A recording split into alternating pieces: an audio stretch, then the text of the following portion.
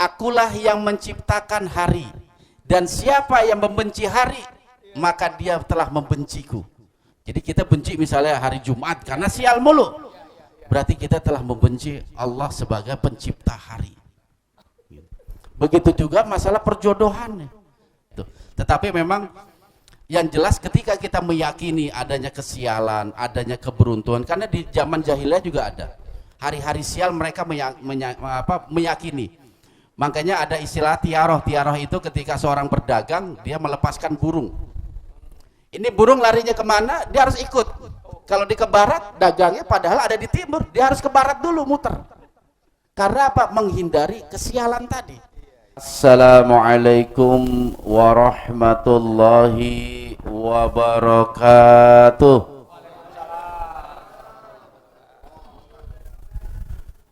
Alhamdulillah, alhamdulillahi rabbil alamin, alladzi arsala rasulahu bil huda wa dinil haq liyuzhirahu 'alad dini kullih wa kafa billahi syahida. Nahmaduhu wa nasta'inuhu wa nastaghfiruh wa na'udzu billahi min syururi anfusina wa min sayyiati a'malina. May yahdillahu fala mudhillalah wa may yudlil fala hadiyalah.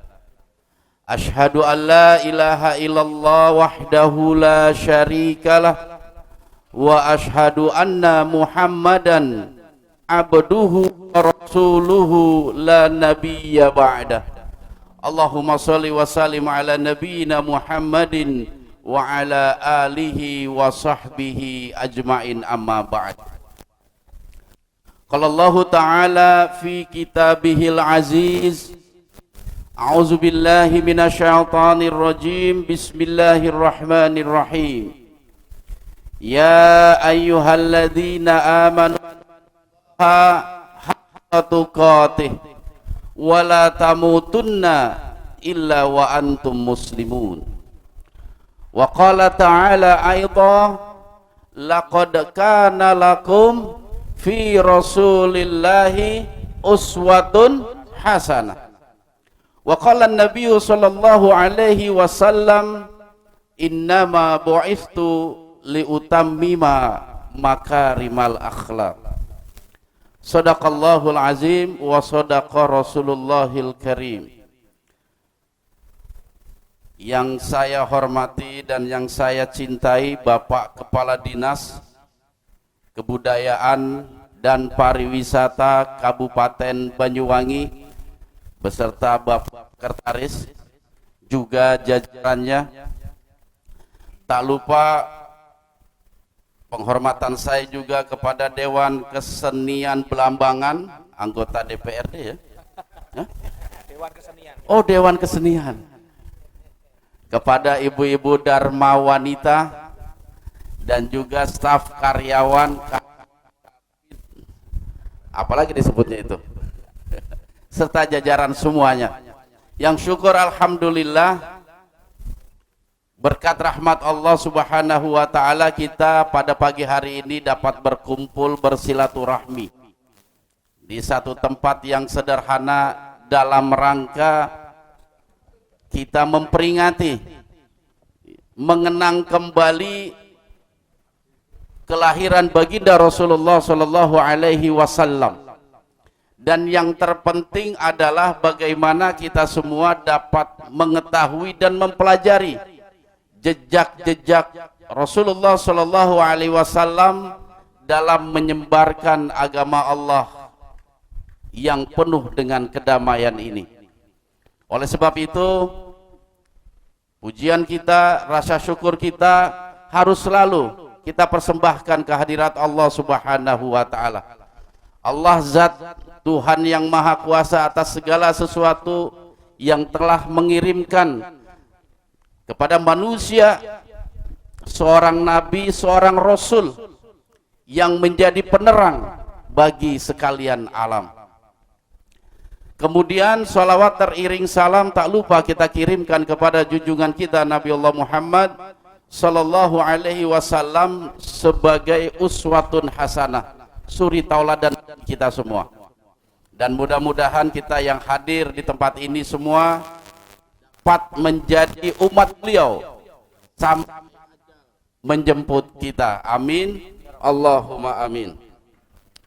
Bapak-bapak, ibu-ibu yang dirahmati Allah Subhanahu wa taala, mungkin hampir di semua tempat, di semua masjid, musalla, majlis-majlis ta'lim, ketika memasuki bulan Rabiul Awal, bulan Maulid,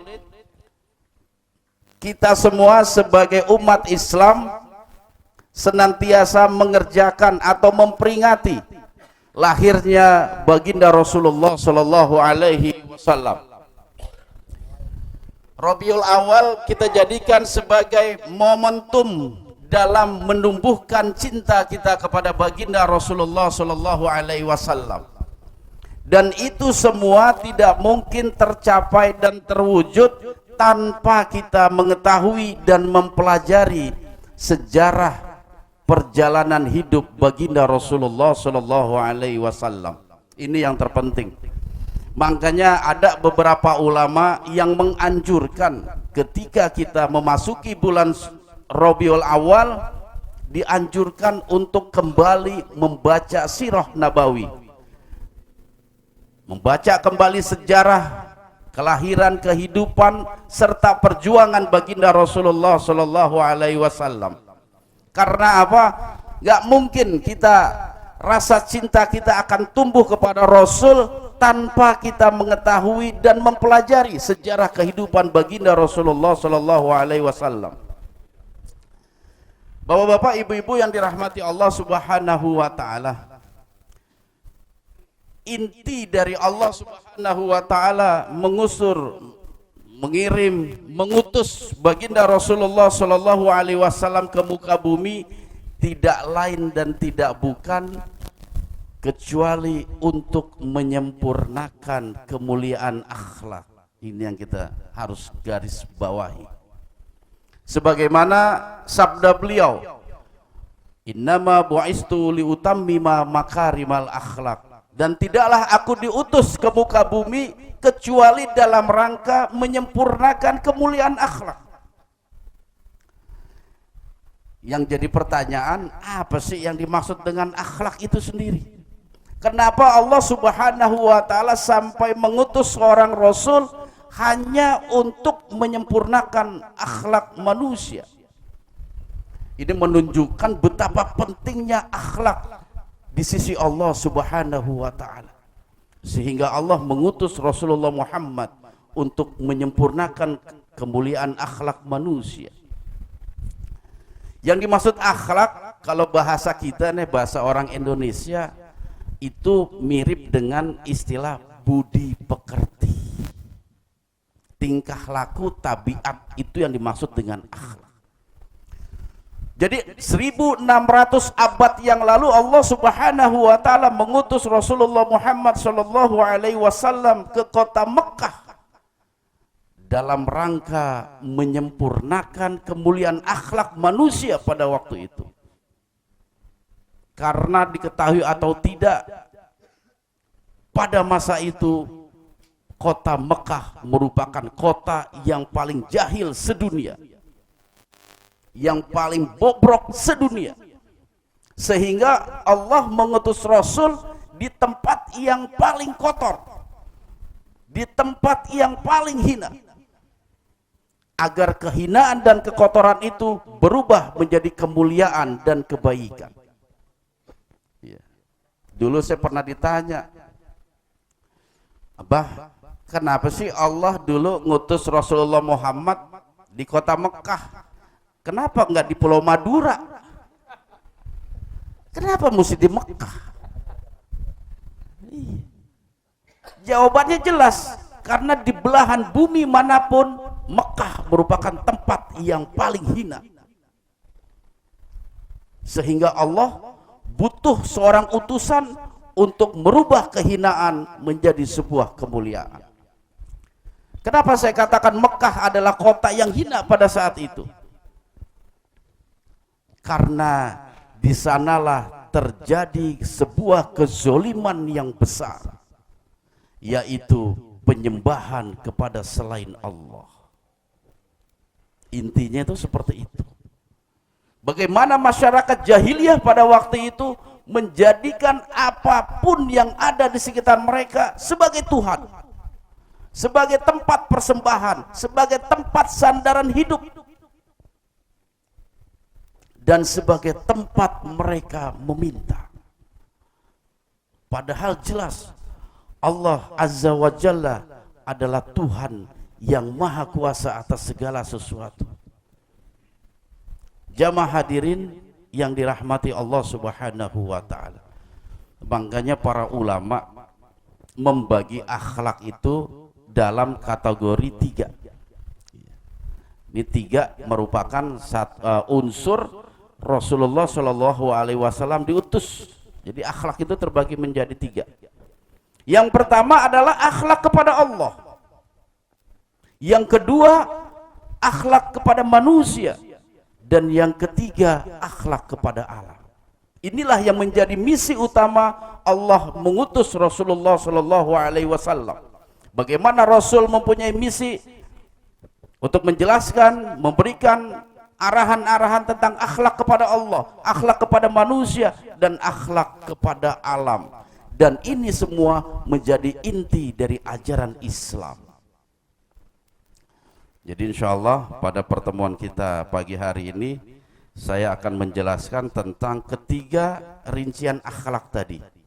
Ya, mudah-mudahan selesai dalam 10 menit. Ya. Mudah-mudahan. Bapak-bapak, ibu-ibu yang dirahmati Allah Subhanahu wa ta'ala, misi Rasul yang paling tinggi adalah menyempurnakan akhlak manusia kepada Allah. Karena pada masa jahiliyah terjadi sebuah kebodohan yang luar biasa. Bagaimana menjadikan patung-patung sebagai rob, sebagai ilah, sebagai persembahan mereka. Akhlak kepada Allah Subhanahu wa ta'ala hanya 2 sebenarnya. Implementasinya atau aplikasinya itu cuma 2.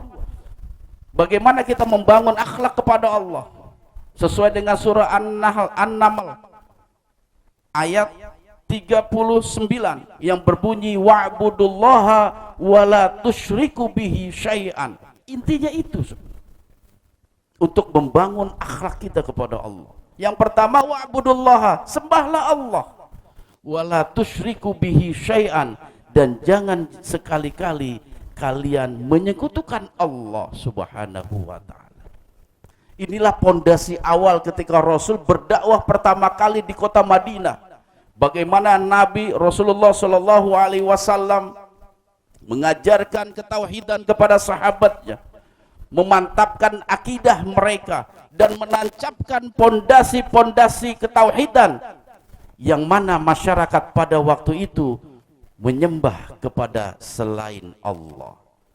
Wa'budullaha, sembahlah Allah. Itu tujuan yang utama.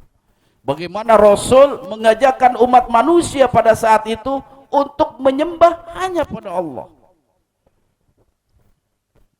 Kira-kira masyarakat Mekah pada waktu itu udah kenal Allah apa belum? Hah? Belum. Ternyata Al-Quran mengatakan tidak. Masyarakat Mekah pada waktu itu mereka mengenal Allah. Sesuai dengan apa yang Allah firmankan di dalam Al-Quran. A'udzubillahi minasyaitonirrajim. Idza sa'altahum man khalaqas samawati wal ard la yaqulunna Allah. Allah berfirman, idza sa'altahum, wahai Muhammad, kalau engkau bertanya kepada mereka, orang-orang musyrik kota Mekah, man khalaqas samawati wal ard, siapa yang menciptakan langit dan bumi? La yaqulunallah, pasti orang musyrik penyembah berhala mengatakan Allah lah yang menciptakan langit dan bumi. Ternyata orang Mekah, musyrik Mekah kenal sama Allah. Iya. Tetapi apa yang membuat mereka menyembah kepada berhala? Dikenal pada masa Rasul ada 4 berhala yang sangat digemari dan sangat diminati, yang menjadi inti dari penyembahan mereka. Walaupun dalam Fathul Mekah, sahabat-sahabat Nabi itu menghancurkan di kota Mekah pada waktu itu kurang lebih 360 berhala yang ada di sekitar Baitullah, Ka'bah. Tapi ada 4 berhala terbesar bagi mereka. Yang pertama ada berhala namanya Hubal. Berhala ini disembah oleh bangsa Quraisy, ya, suku Quraisy, keluarganya Rasulullah Shallallahu Alaihi Wasallam, termasuk di dalamnya itu Abu Lahab. Ini mereka semua penyembah berhala Hubal. Abu Sofyan, orang-orang suku Quraisy menyembah kepada Hubal. Siapakah Hubal? Ternyata Hubal adalah seorang dewa ramalan. Dewa ramalan. Jadi siapa saja suku Quraisy ketika dia menghendaki ramalan terhadap sesuatu, dia mendatangi Hubal dengan anak panahnya. Ada berhala yang bernama Latta. Latta ini berhala yang disembah Bani Sakif, ya, salah satu kampung di kota Mekah juga. Nama tempatnya itu Taif. Latta ini juga seorang perempuan, seorang dewi, dewi perang yang disembah oleh masyarakat Bani Taif. Ada juga Uzza. Uzza ini dewa pelindung, dewa yang menjaga suku-suku di Jazirah Arab, di kota Mekah khususnya. Dan terakhir ada dewa atau berhala yang namanya Manah. Dia ini dewa Manah ini yang disembah oleh Bani atau suku Khazraj dan juga suku Aus. Keempat berhala ini menjadi trendy pada masa itu sebagai sandaran hidup mereka. Bahkan mereka tidak sungkan-sungkan untuk menjadikan anak-anak mereka sebagai tumbal. Agar apa? Keberkahan hidup bisa dicapai. Bahkan dalam salah satu riwayat, ayahanda baginda Rasulullah Shallallahu Alaihi Wasallam sempat ingin ditumbalkan di depan berhala Hubal oleh ayahnya yang bernama Abdul Muthalib, tetapi dapat diganti dengan 100 ekor unta pada waktu itu. Inilah sebuah fenomena masyarakat jahiliyah pada waktu itu.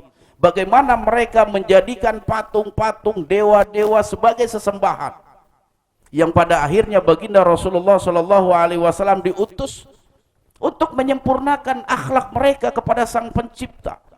Bagaimana menjadikan Allah Subhanahu wa taala satu-satunya zat yang menjadi sandaran hidup kaum muslimin. Sebagaimana firman Allah dalam surah Al-Ikhlas, Allahus Somad, Allah tempat kita bergantung. Makanya pengamalan surah Al-Fatihah harus betul-betul kita aplikasikan dalam kehidupan. Semua pasti tahu arti dari iyyaka na'budu wa iyyaka nasta'in. Hanya kepada Engkaulah kami menyembah dan hanya kepada Engkaulah kami memohon pertolongan. Berarti kalau kita betul-betul menyembah pada Allah dan menjadikan Allah sebagai sumber pertolongan kita, maka cukuplah Allah sebagai sandaran hidup kita. Jangan menjadikan selain Allah sebagai tempat meminta, menjadikan selain Allah sebagai tempat memohon pertolongan dan harapan. Inilah pondasi akidah yang Rasulullah Shallallahu Alaihi Wasallam bangun kurang lebih 13 tahun berdakwah di kota Mekah. Bagaimana Rasulullah Shallallahu Alaihi Wasallam mengenalkan tentang keesaan Allah, karena masyarakat jahiliyah pada waktu itu terkenal mereka menyembah kepada banyak Tuhan. Sedangkan Islam mengajarkan kepada kita penyembahan terhadap satu Tuhan, monoteisme. Dan semuanya tercantum di dalam surah Al-Ikhlas. Qul huwallahu ahad. Katakanlah, dialah Allah yang Maha Esa. Ahad. Apa perbedaan ahad dengan wahid? Wahid itu kan artinya juga satu. Ahad artinya satu. Apa perbedaannya? Kalau ahad satu tidak ada dua. Tapi kalau wahid masih bisa isnain, masih bisa salasa. Makanya Allah itu sifatnya ahad. Karena apa? Tidak ada lagi selain Allah. Makanya Allah tidak bersekutu, tidak mempunyai sekutu-sekutu. Itulah perbedaan ahad dan wahid. Dan Allah Hus-Somad, Allah Hus-Somad, Allah tempat kita bergantung, menyadarkan segala sesuatu. Dan ini, kebiasaan ini yang harus mulai kita tumbuhkan. Kalau kita betul-betul ingin menjadi hamba Allah dan pengikut Rasulullah Shallallahu Alaihi Wasallam. Karena sistem dakwah Nabi seperti itu. Lam yalid walam yulad walam yakullahu kufuwan ahad. Yang mana Allah adalah zat yang tidak beranak dan tidak diperanakan. Karena apa? Masyarakat jahiliyah pada waktu itu menganggap Lata, Uzza, Manah adalah sebagai anak-anak Allah, anak-anak Tuhan.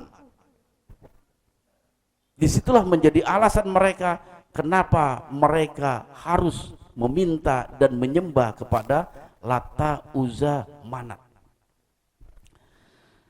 Jamaah hadirin yang dirahmati Allah Subhanahu wa ta'ala, setelah kita menyembah kepada Allah Subhanahu wa ta'ala, ada faktor kedua yang tak boleh kita lupakan, yaitu wala tusyriku bihi syai'an.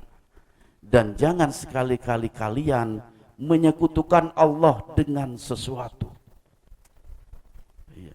Menyekutukan Allah dengan sesuatu.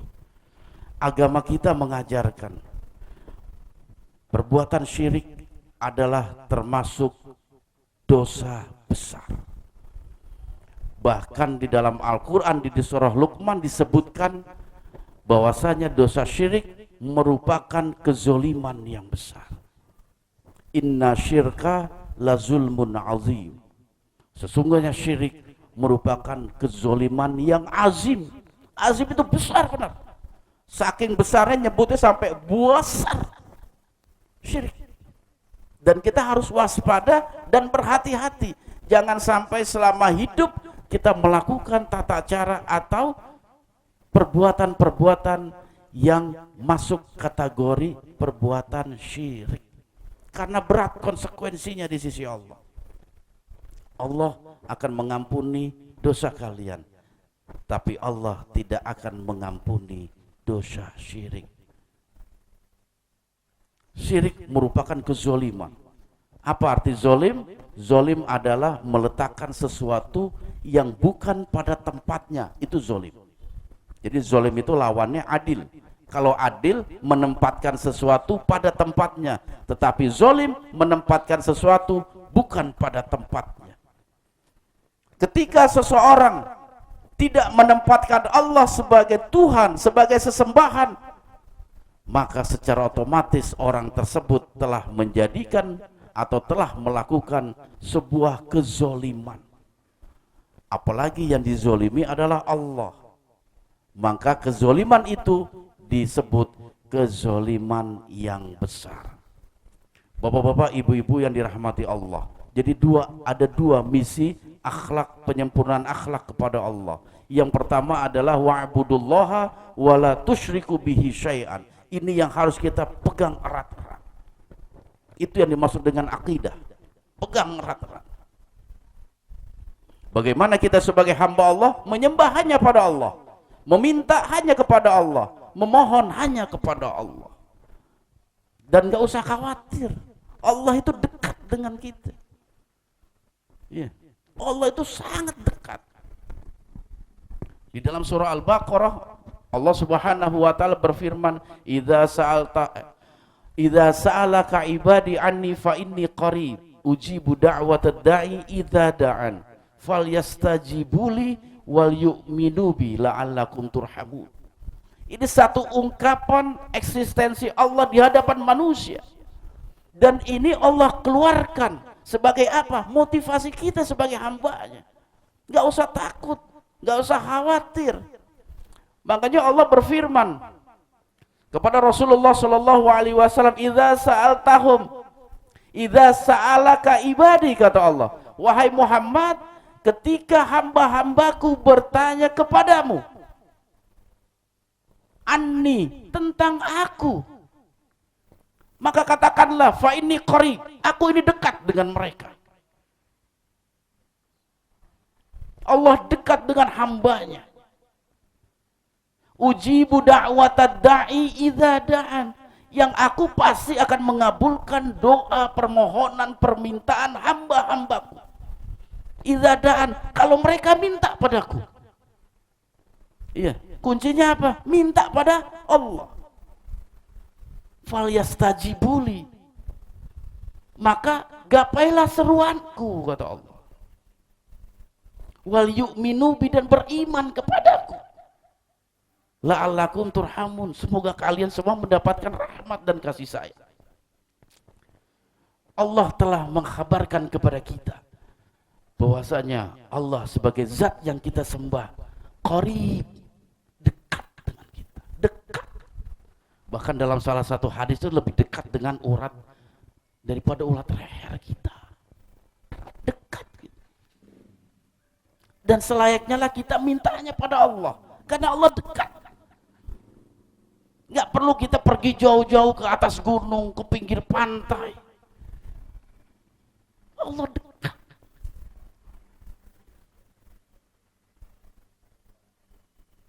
Allah memberikan kabar kepada kita. Untuk apa? Memotivasi kita. Agar kita selalu dekat pada Allah.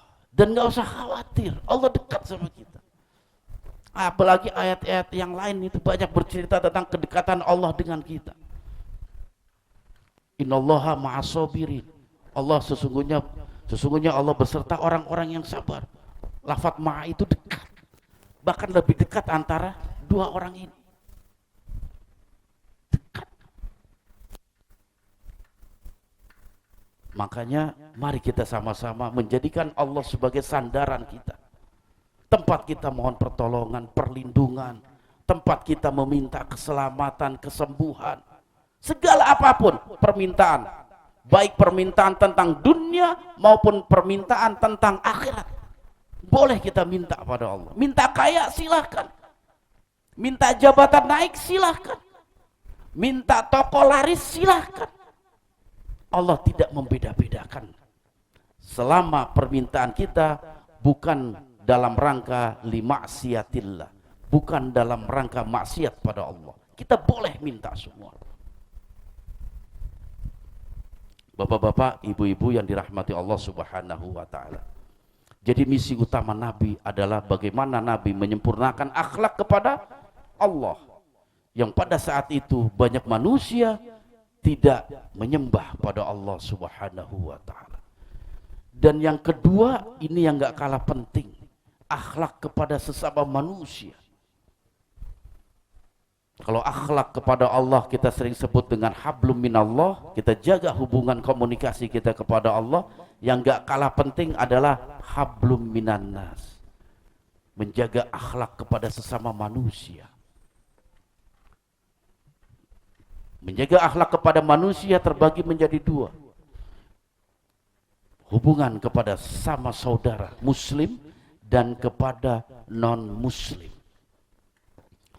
Tentang sesama muslim ini banyak sekali adab-adab yang Rasul ajarkan kepada kita. Bagaimana kita bergaul antar muslim, antar saudara kita. Al-muslimu akhul muslim. Muslim itu bersaudara, muslim itu saudara muslim yang lain. Makanya ada 6 hak yang harus kita penuhi terhadap saudara kita. Ada 6 hak. Yang pertama adalah idza laqitahum fasallim alaihi. ketika kalian berjumpa, ucapkan salam. Itu akhlak kita sesama muslim. Karena apa? Salam itu akan memperdekat diri kita dengan orang yang kita salami, akan menjaga kecintaan dan kasih sayang, akan menjaga keharmonisan dengan uncayan salam. Nabi pernah bersabda, maukah engkau aku ajarkan satu kalimat yang akan hilang rasa benci di antara kalian dan akan memperkuat kasih cinta dan kasih sayang? Apa kata Rasulullah Shallallahu Alaihi Wasallam? Absus salam bainahum, sebarkan salam di antara kalian. Ketika ada kaum muda ketemu sama kaum tua, kaum muda duluin untuk salam, assalamualaikum. Ketika yang lagi berkendara kepada orang yang tidak berkendara, yang berkendara memiliki kewajiban untuk ngucapin duluan salam itu.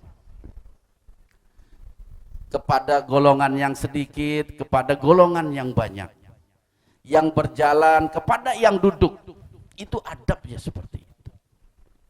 Dan kita mungkin akan merasakan satu apa ya? Satu sikap yang lain ketika kita ketemu dengan orang, dia ngucap salam. Itu luar biasa, walaupun kita nggak kenal dia mungkin. Tapi dengan ucapan salam akan melahirkan cinta dan kasih sayang kita kepada orang yang memberikan salam kepada kita. Yang kedua, akhlak kita kepada sesama muslim, ketika seorang muslim mengundang kita, datang memenuhi undangannya. Wa idza da'aka fa'ajibhu. Dan ketika ada seorang muslim dia bersin dan mengucap alhamdulillah, kita jawab dengan yarhamukallah. Ya biasa kan kita begitu kalau lagi kumpul-kumpul, apalagi yang punya alergi debu. Hashim. Kita tunggu deh dia ngucap alhamdulillah apa enggak. Begitu dia ngucap alhamdulillah, baru kita doain yarhamukallah. Alhamdulillah artinya apa? Segala puji bagi Allah. Yarhamukallah. Semoga Allah merahmatimu. Didoain sama saudara. Dibalas lagi sama yang bersim, yahdikumullah wa yuslihu balakum. Padahal nggak saling kenal itu. Tetapi Rasul mengajarkan adab-adab keislaman seperti itu. Dan yang keempat, ketika ada saudaramu sakit, kamu jenguk. Ini adab, ini akhlak kita. Ketika kita mendengar dari keluarga kita, saudara kita, sahabat-sahabat kita menderita satu penyakit, dirawat di salah satu rumah sakit, jenguk, karena itu haknya dia. Menjenguk orang atau sahabat kita yang sakit. Yang kelima, ketika ada seseorang minta nasihat kepada kita, kita harus memberikan nasihat kepadanya, walaupun nasihatnya cuman ente sabar dalam menjalani ujian Allah. Kita harus. Karena apa? Karena manusia yang merugi adalah manusia yang menghilangkan watawasau bil haq watawasau bis sabr. Wal asri innal insana lafi khusrin.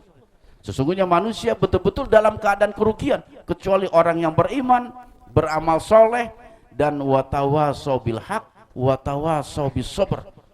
Jadi iman dan soleh belum cukup bagi seorang muslim kalau dia tidak bermasyarakat.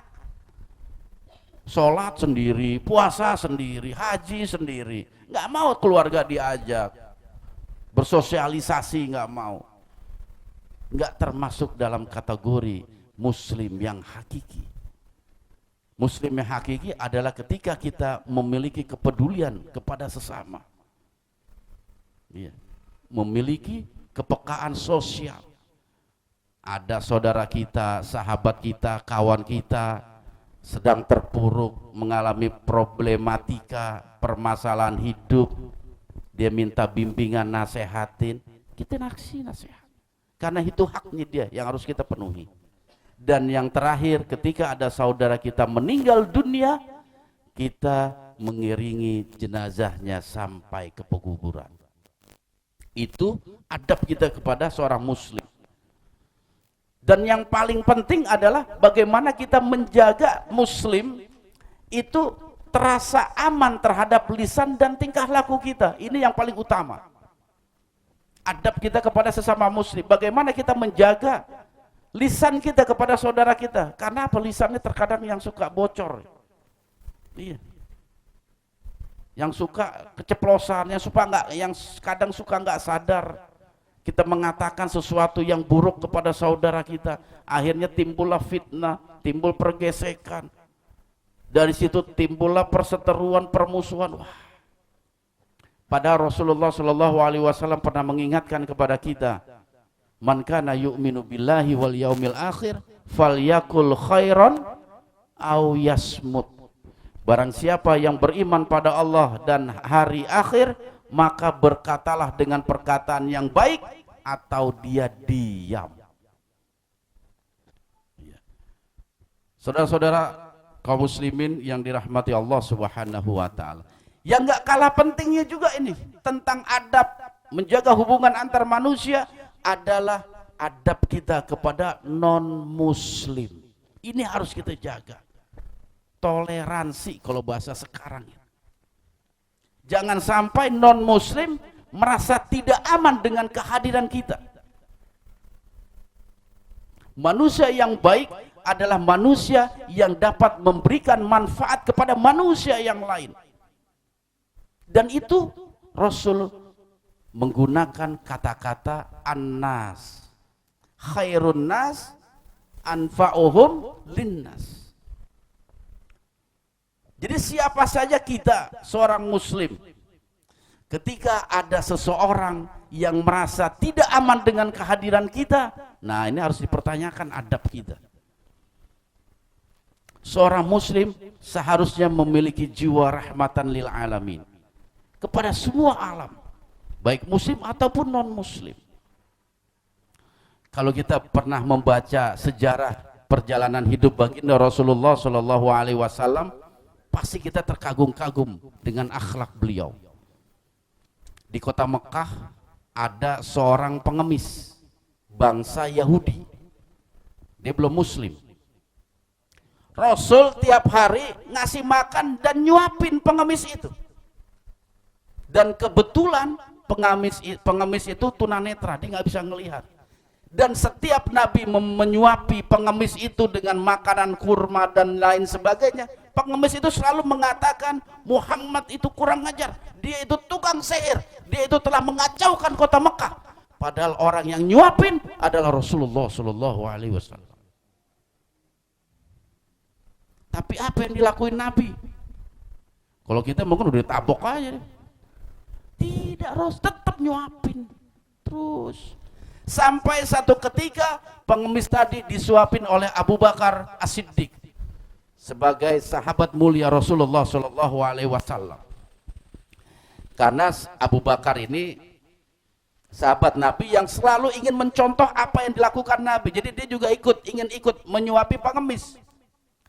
Dan ternyata ketika Abu Bakar sedang menyuapi pengemis, sama pengemis tadi selalu menghina, mencaci maki Rasulullah Shallallahu Alaihi Wasallam, sehingga kaget Abu Bakar. Ditanya, Pak, tahu nggak yang biasa nyuapin bapak itu siapa? Mana saya tahu, saya buta. Ketahuilah, seseorang yang selalu memberikan makanan kepada bapak setiap hari adalah baginda Rasulullah Shallallahu Alaihi Wasallam. Akhlak beliau. Sehingga Yahudi tadi malu dan minta ampun mendatangi baginda Rasulullah Shallallahu Alaihi Wasallam. Dan menurut riwayat beliau masuk Islam dan membaca syahadat. Ada juga di kota Madinah.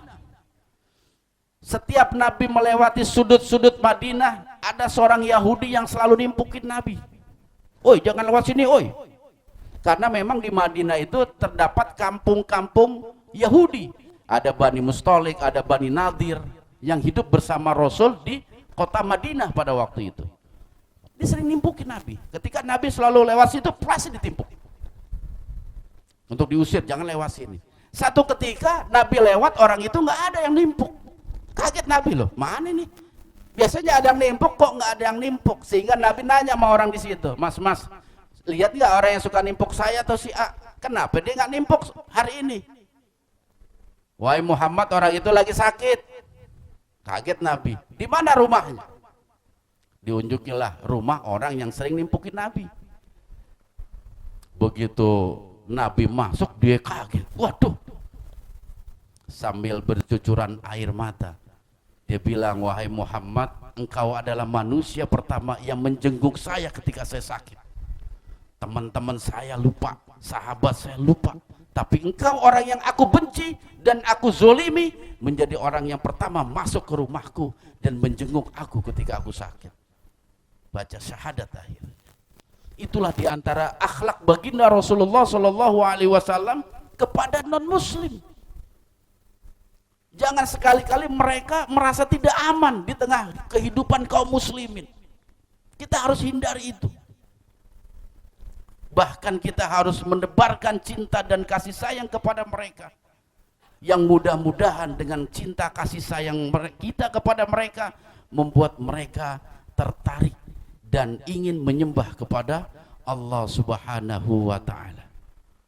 Dan yang terakhir, akhlak kepada alam semesta. Ini juga nggak kalah penting.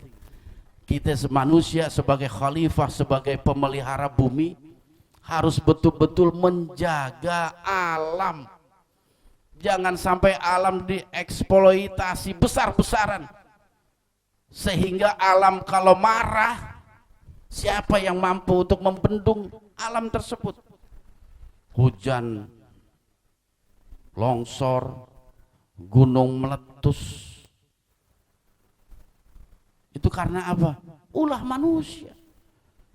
Terjadi kerusakan di laut dan di daratan itu karena apa? Manusia. Kita mengeksploitasi secara berlebihan. Hutan digundul. Yang rugi siapa? Kita juga ketika alam marah. Terjadi bencana di sana sini, musibah di sana sini, akibat perbuatan kita. Islam itu memang betul-betul agama yang cantik, agama rahmatan lil alamin. Kepada binatang aja kita diajarin jangan sekali-kali nyakitin.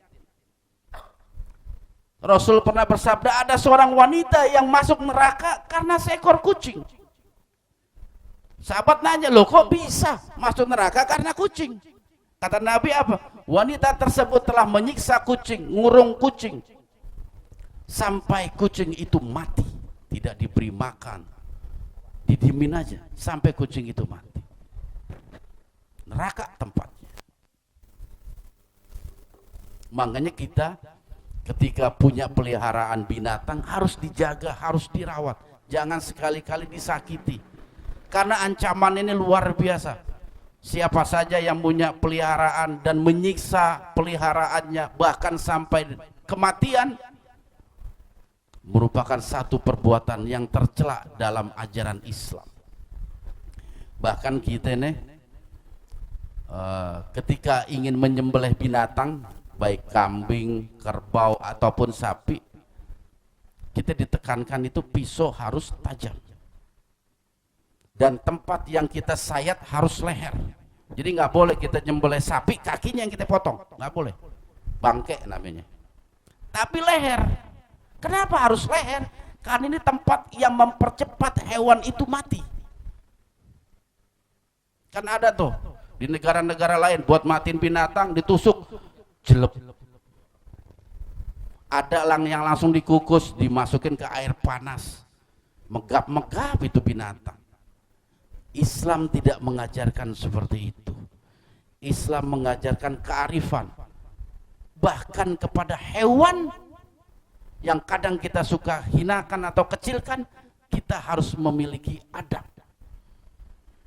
Bahkan ada beberapa hukum Islam yang kita diharamkan untuk membunuh mereka dengan cara tertentu. Yang pertama, kita diharamkan membunuh hewan dengan cara membakar, dan ini harus diwaspadai. Apapun itu, misalnya semut, wah ini semut sarangnya udah banyak mengganggu kita, terus kita bakar, haram hukumnya. Gak boleh kita mematikan semut dengan cara membakar. Yang kedua dengan cara menenggelamkan, itu pun haram. Kita kesel nih ada binatang kaki 4 ganggu mulu, akhirnya kita lelepin di sungai, haram hukumnya.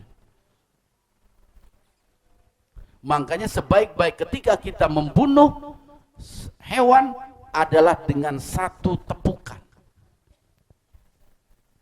Satu tepukan lebih baik dibanding 2 tepukan, dan 2 tepukan lebih baik dibanding 3 tepukan.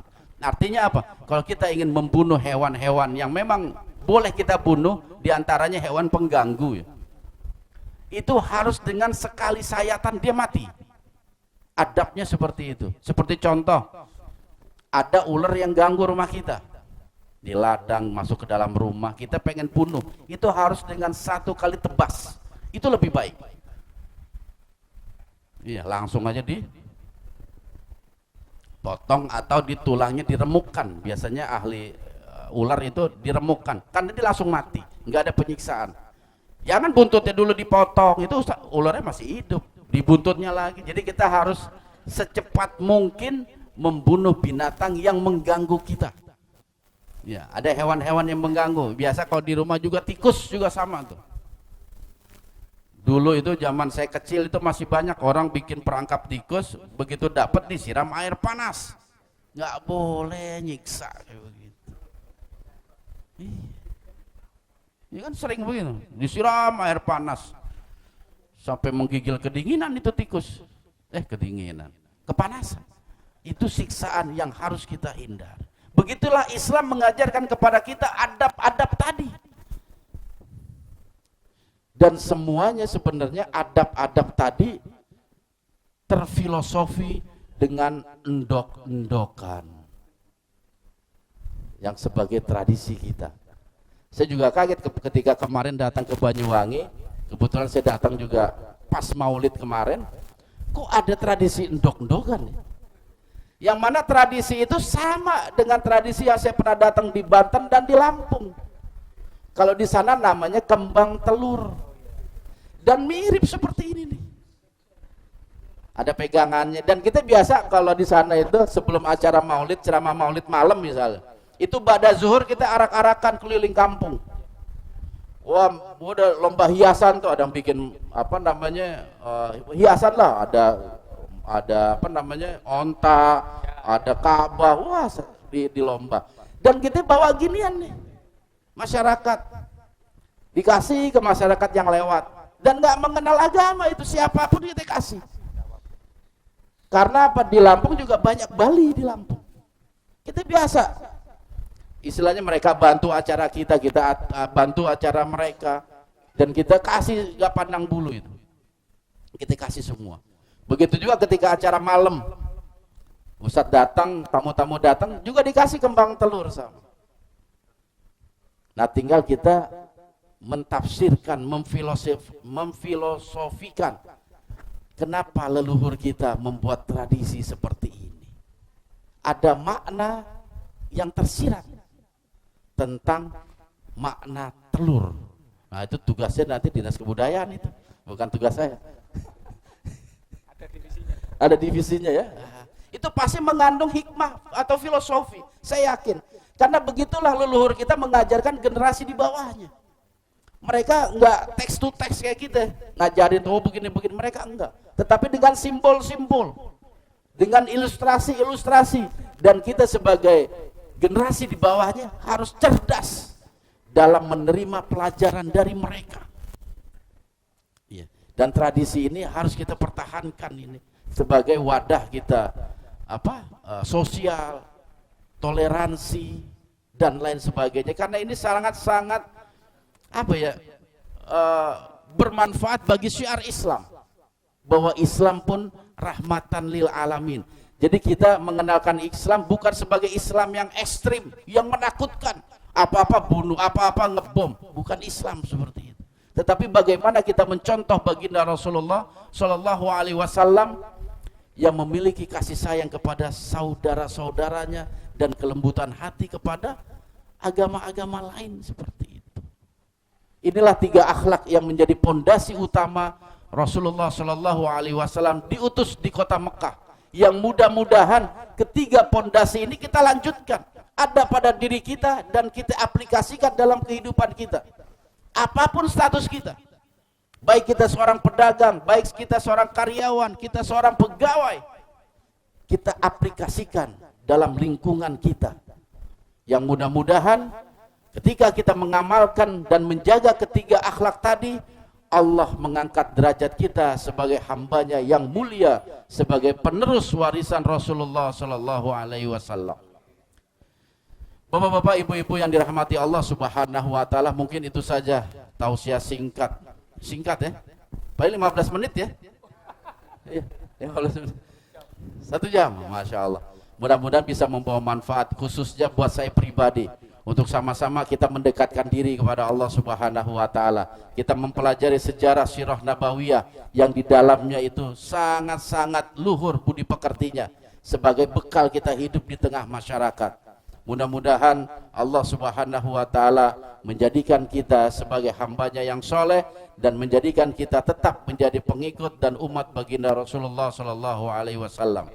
Akhir kata, mohon maaf jikalau ada kesalahan dan kekurangan. Wal afu minkum. Wassalamualaikum warahmatullahi wabarakatuh. Waalaikumsalam warahmatullahi wabarakatuh. Matur nuwun, Ustaz. Saya mau bertanya ini. Ya, tadi banyak ilmu yang saya dapatin. Yang pertama, kalau dulu kan zaman jahiliyah dulu kan kita percaya pada berhala. Orang-orang dulu percaya pada berhala.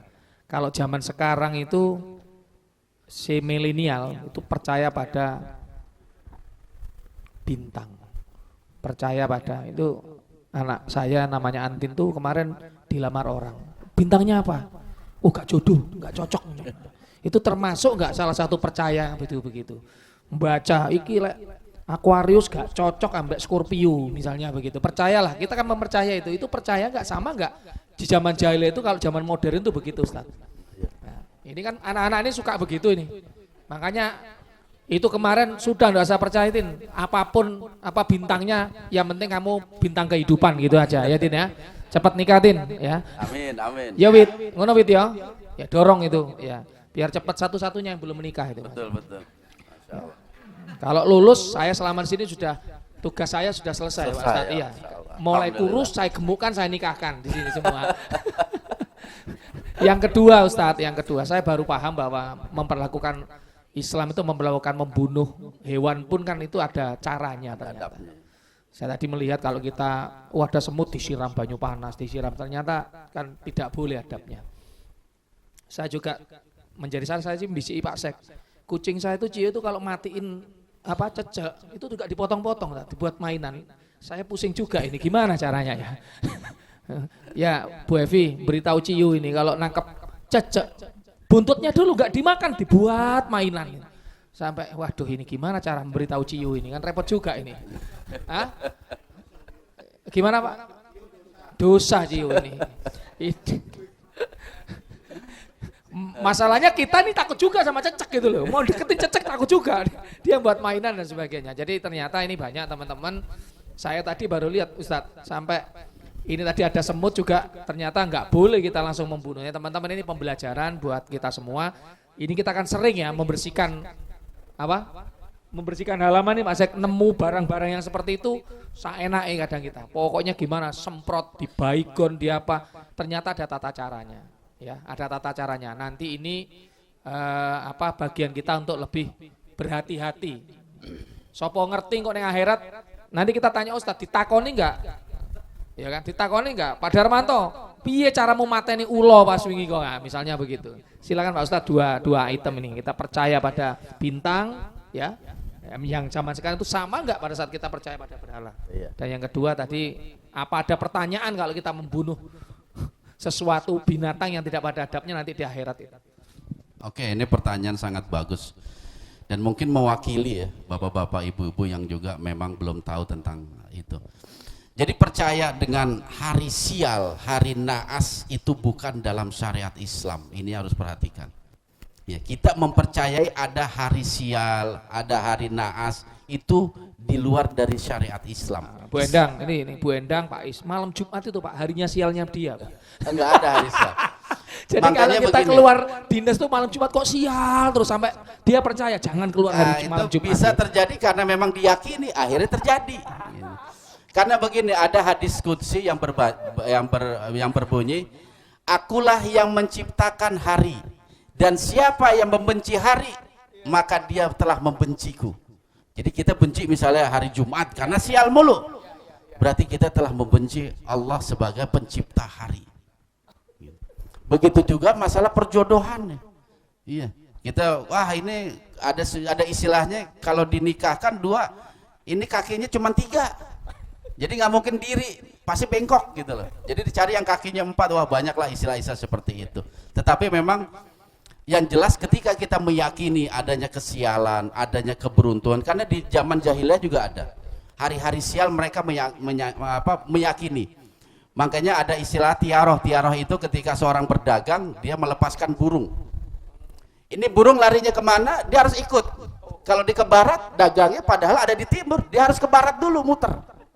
Karena apa? Menghindari kesialan tadi. Kalau dia melakukan sesuatu yang di luar dari burung, dia pasti sial. Dagangnya rugi, bangkrut, kena rampok, dan lain sebagainya. Jadi memang kesialan itu bukan ada pada masa kita. Ribuan tahun yang lalu masyarakat jahiliyah telah meyakini itu. Ada yang disebut bulan Safar. Bulan kita dilarang mengadakan pernikahan. Betul nggak? Itu di zaman jahiliyah sudah ada keyakinan seperti itu. Bulan Safar orang-orang jahiliyah itu nggak ada yang nikahin anaknya. Karena apa?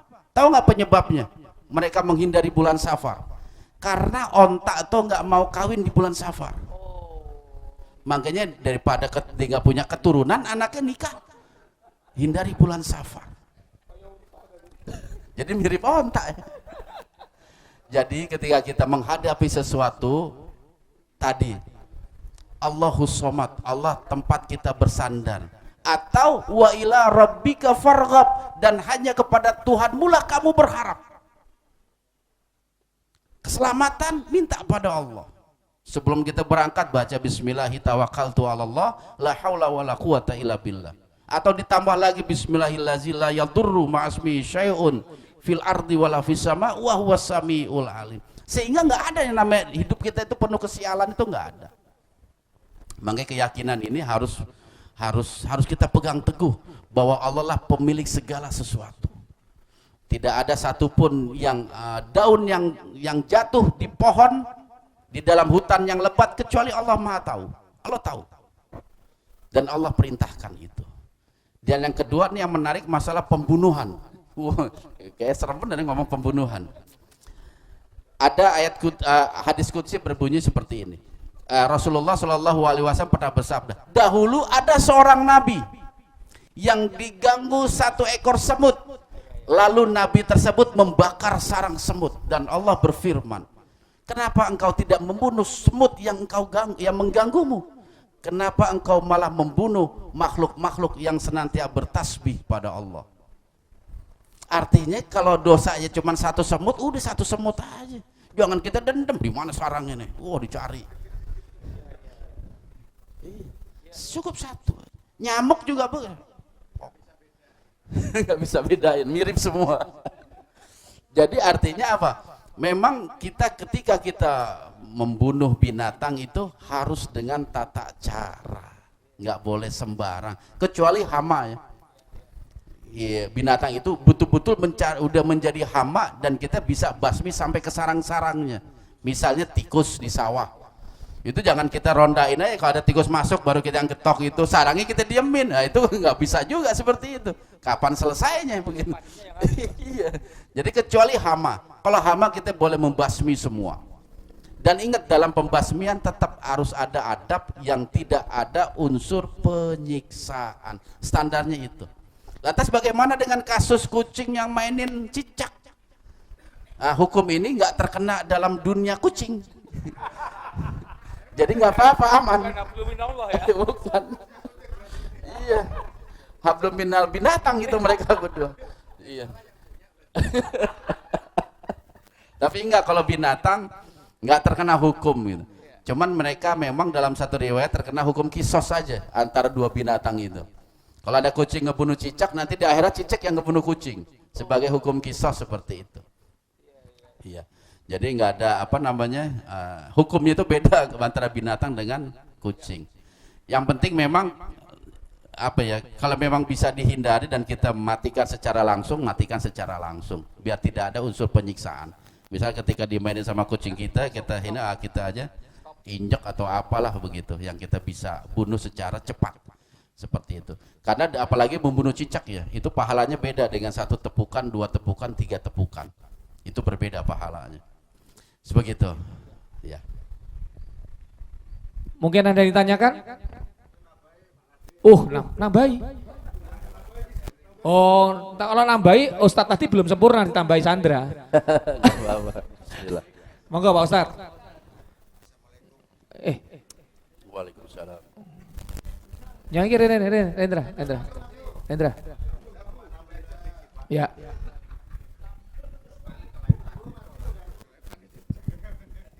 Assalamualaikum warahmatullahi wabarakatuh Pak Ustadz. Menambah aja Pak Ustadz untuk mematikan semua hama ataupun tikus ataupun cicak, kita sekarang degradasi ada racun sudah Pak Ustadz.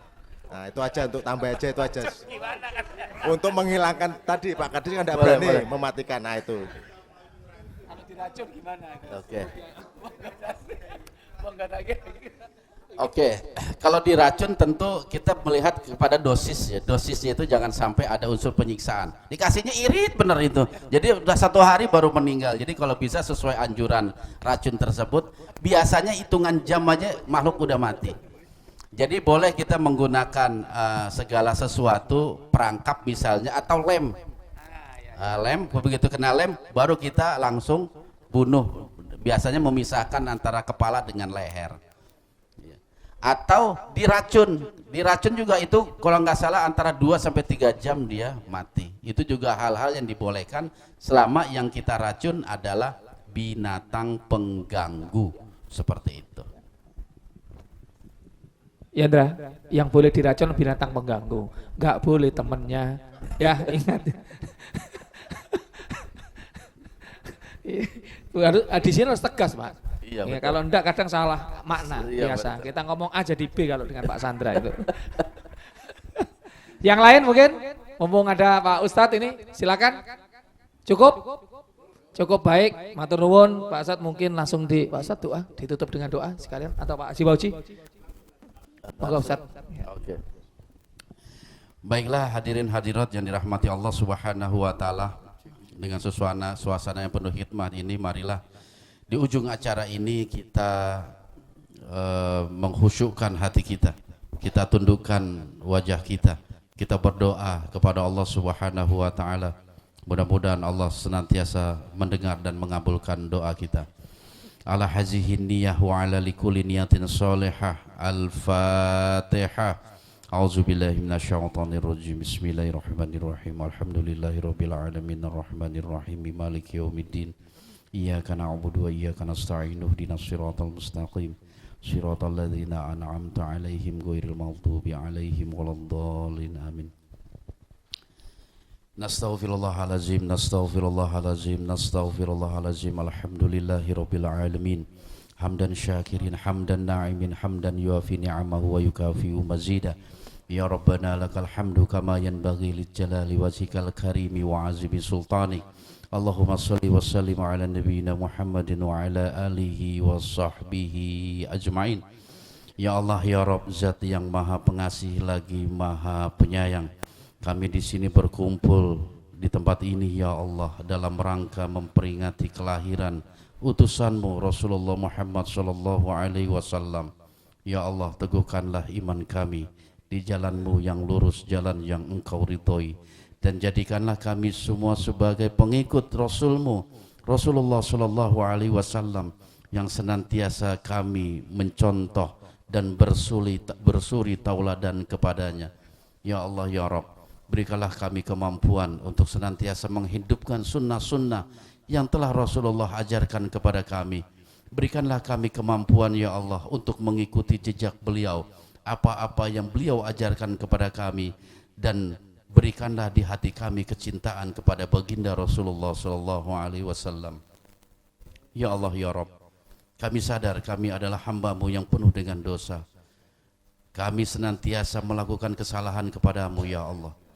Oleh sebab itu ampunilah kami ya Allah dengan pengampunan dari-Mu.